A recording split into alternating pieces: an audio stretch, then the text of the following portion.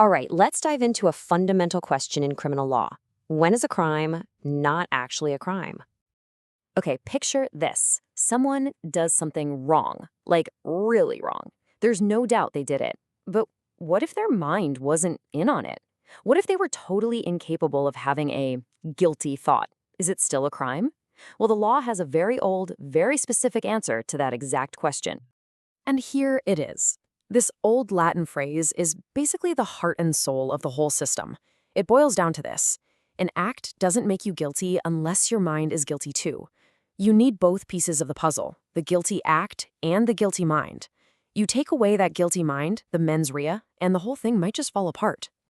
Now, this isn't just some dusty old philosophical idea. It has massive real-world consequences. It's the basis for what the law calls general exceptions, basically two main paths where someone can do something harmful but not be held criminally liable for it. So let's break down those two paths.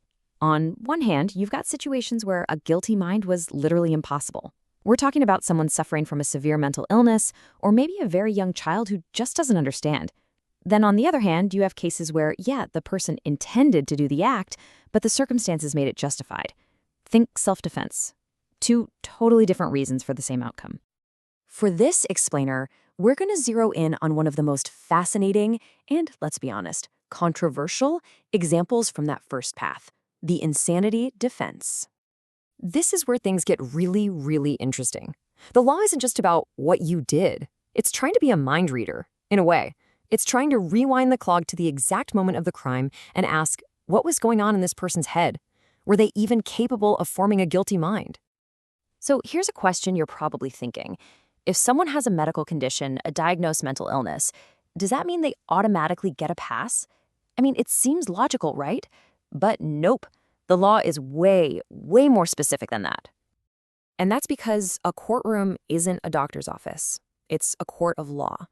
So it has its own standard, completely separate from a medical diagnosis. And that standard is called legal insanity. Okay, this distinction is absolutely crucial. Medical insanity asks, does this person have a mental condition? Simple enough. But legal insanity asks something way more pointed. Did that condition, at the exact moment of the act, make them incapable of understanding what they were doing? You could be diagnosed with something your entire life, but the court zooms in on that one single critical moment. So, whose job is it to prove this stuff? You might assume it's the prosecution's job to prove the person was sane, right? Wrong. The burden of proof gets flipped, and the reason why is tied to this number. Yeah, in a wild twist, the burden of proof is usually on the accused. The court's starting point is to assume everyone is sane. So it's up to the defense team to step up and prove, hey, my client meets this exception. And this usually happens during their turn, after the prosecution has already laid out its entire case. So how on earth do you prove something like that?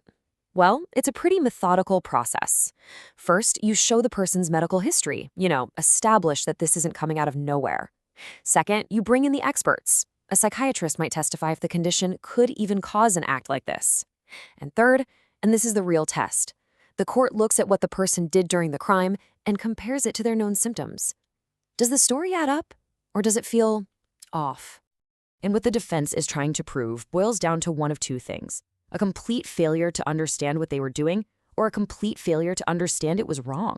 Let's break those down with a couple of real, mind-bending cases. Okay, path number one.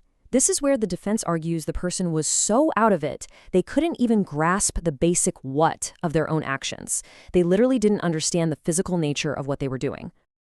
Get a load of this. This quote comes from a real case.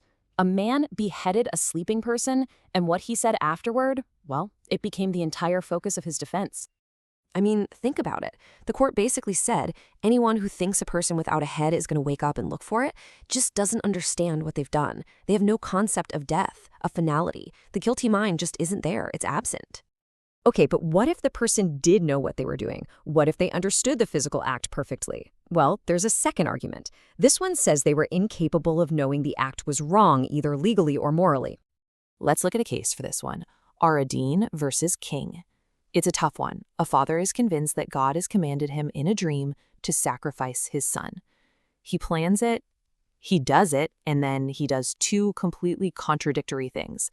He hides from the police, but he also calmly tells his uncle he did it for the good of the village, with zero guilt. And this is the incredible puzzle the court had to solve.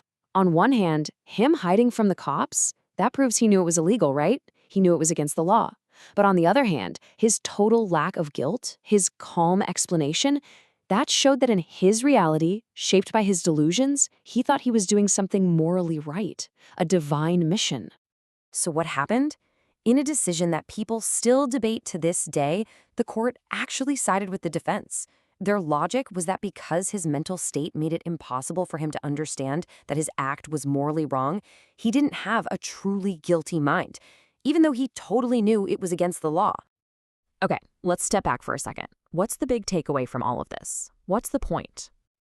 Well, this whole idea of general exceptions, whether it's insanity or self-defense, it all serves one absolutely vital purpose. It's there to make sure that the awesome power of the law is aimed at punishing a guilty mind, not just a harmful action. At the end of the day, it's about a core principle of our justice system. Punishment is for people who can be held responsible for their choices. If someone, because of their mental state, is literally incapable of making that choice, then what's the point of punishing them? The whole idea of punishment just breaks down. And that, of course, leaves us with the big, messy, unanswered question that everyone still struggles with. Where do you draw the line? How do you create a system that's just for the unwell without creating a loophole for the truly guilty? It's a razor's edge, and one that the law is always, always trying to balance on.